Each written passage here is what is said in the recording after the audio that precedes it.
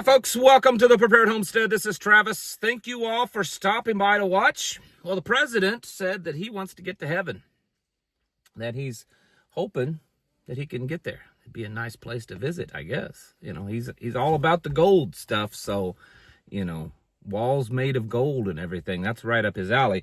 But seriously, he did say that. He was saying that he's hoping by stopping the war in Ukraine and potentially saving thousands of deaths a day, that will be enough to get him into heaven. You should probably just pick up a Bible and read it, because that'll tell you all you need to know. And I don't think saving a bunch of lives is, I don't think it says that in there. Anyways, just thought I'd throw that out there. 4,000 Marines on 3 U.S. naval ships have been sent down to Venezuela. We're being told that this is because of the drugs coming out of Venezuela. And when asked, the White House press secretary, when she was asked about, does this mean that we could eventually see American boots on the ground in Venezuela, she responded by saying, well, the president is dedicated to stopping the drug flow out of Venezuela. And the president of Venezuela is not a legitimate president. So does that mean because they don't have a legitimate president that we're going to send boots on the ground in Venezuela? I don't know. But I just found that a little interesting. As far as the whole Ukraine-Russia thing, I mean, it's not a lot of details. I guess. The president has agreed to a Article 5 style of agreement with NATO and Ukraine. Even though Ukraine wouldn't be part of NATO, they would have a type of Article 5 agreement that basically NATO would come to their aid if they are invaded or attacked or anything like that. Russia President Putin has requested that China be the guarantor of this agreement. So we'll see how this happens. I'm not feeling too good about that one, but who knows what'll happen. It looks like that the war is absolutely continuing on, at least for a while. There's been a lot of action on both sides, so nothing's slowed down. You know, there's no ceasefire. President Trump says he's not interested in a ceasefire. He wants to just end it, which means it's going to be drug out for a while. Ceasefires are usually a lot easier to have than a complete end to the war. Especially since Ukraine is saying that they are not giving up any of their territory. They're saying they sticking to their guns, saying that they can't, that according to their constitution, that they can't. So we will see how that happens. Now, the thing in the news that I noticed, and I mentioned just this morning, it's always weird how this happens. I'll mention something and then later on and the news will come out with something that kind of goes along with it. And so this morning I said that with all this stuff going on with Russia and Ukraine, it's really dominating the news cycle right now. Not much is being talked about with China in regards to Taiwan, or tariffs or anything like that. They're just kind of being ignored. And I think that China likes that in a lot of ways, so they can, you know, get the stuff done that they need to get done in preparations for a war. Well, today, India came out and proclaimed that Taiwan is part of China. They agreed to that it's part of China. China owns it. They control it. They own the rights to it. It's theirs. And then India went on to say that they are signing a type of agreement when it comes to defense with China, indicating that India would come to China's aid if there was any type of conflict over Taiwan. This is interesting because this now makes India and Pakistan. Pakistan is an ally of China and would most likely come to China's aid. And so, strange how India and Pakistan were at each other's throat. And then apparently President Trump worked out a peace agreement between them. And instead of India siding with the United States like they have for so long, now they're, kind of switching teams. And I guess they're buddies with China now. They're working out all kinds of trade agreements and working in BRICS for, a system without the US dollar. So I find that interesting that is happening, because that would be at least 3 nuclear powers.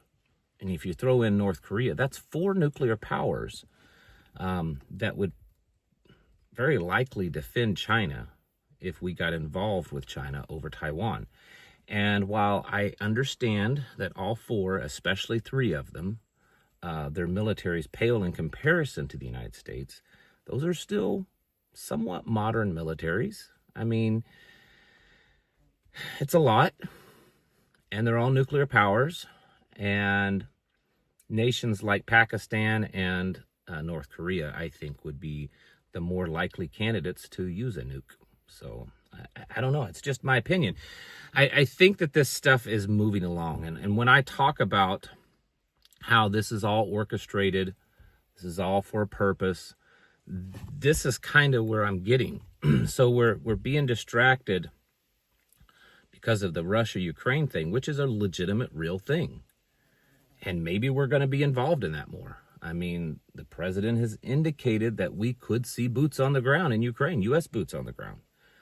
Now we're possibly going to have U.S. boots on the ground in Venezuela.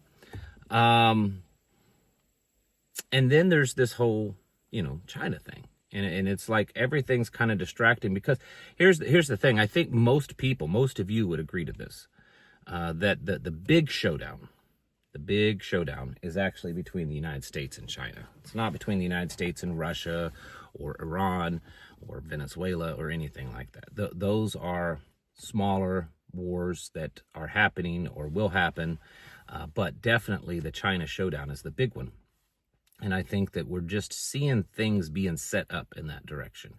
And the reason why I think the China showdown is such a big deal is because of technology.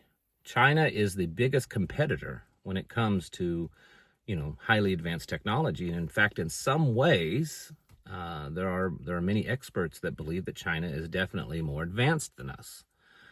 They're definitely capable of outproducing us. Most of our big tech comes from, in some form or fashion, from China. Either all of it or components of it or raw materials of it. It comes from China. And so if we as a nation are going to, and I'm not for this necessarily, but let's just play this out. If we as a nation are going to become a leader or maintain our status as the leader of the world with all this technology, then how are we going to do it if we're beholden to China for the technology? It's something to think about. And I think that that's what this is really boiling down to. Yes, it's part of the New World Order and the control and manipulation of people and all of these things. But it's really about the technology. That's where it's at. Yeah, we're still using oil, and so is most of the world, and other things like that. But the future is in technology. I mean, if you look at China's economy, and stretching it out to 2030, 2050, 2070, it's not going to be that much longer before China overtakes us when it comes to the size of their economy. They are growing much faster than we are, and unless something changes, they're just naturally going to become the bigger boy. Now, of course, the question is Trump's stance on peace, will it hold through to this? Because China seems to be pretty hardcore. And I would think the only way to come up with a peaceful solution to all this between us and China is to give away a lot. I don't see China backing down in a lot of ways, because from their perspective, why? They're growing an advantage when it comes to economy. They already dominate when it comes to manufacture and probably tech. And they are very much growing when it comes to military, especially when you throw in all of these allies. So I don't know. I don't know what you would have over China to get them to give in, at least on some things, other than just to avoid war. And maybe that's enough. But I think that what we're seeing, and yes, the whole Russia thing, I think that that's still very possible. I think it's very possible that Russia could move in more on Europe. I think with, you know, the right people in certain positions, it could happen. Of course, Iran and Israel are an issue. That's not gone away at all.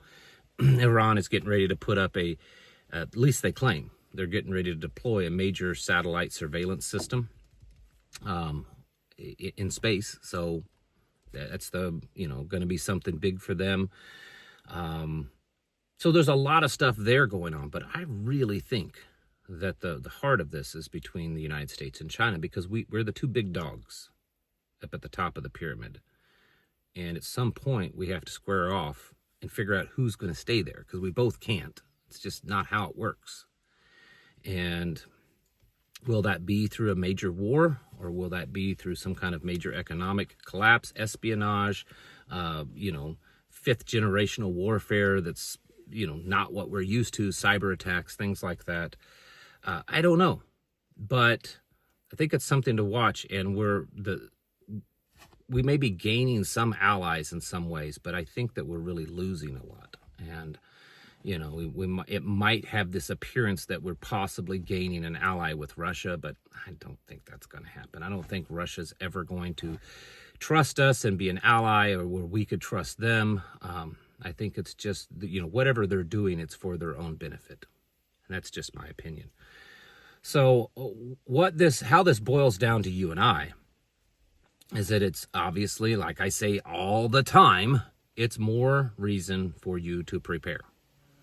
These events are playing out in real time as we speak, and we need to become more and more prepared for them, because, if things continue to pop off, it's going to affect us. It's going to affect our economy. It's going to affect our supply chain, and it could definitely affect our security, not just as a nation, but you and I individually. And so we need to be prepared for all of those things, of how to survive what's coming. And what is coming is a big conflict between world powers. It is another defining moment of who's going to be the new world order leader. And this happens ever so often. And we're back at it again. And it could be a pretty devastating conflict, whether it's through loss of lives, loss of money, loss of whatever. And we need to be prepared for that. So yeah, it's definitely time to get your houses in order. I mean, if you haven't started already, you probably should have a long time ago. You need to be preparing yourselves mentally, physically, and spiritually. Thanks for watching. Catch you in the next video.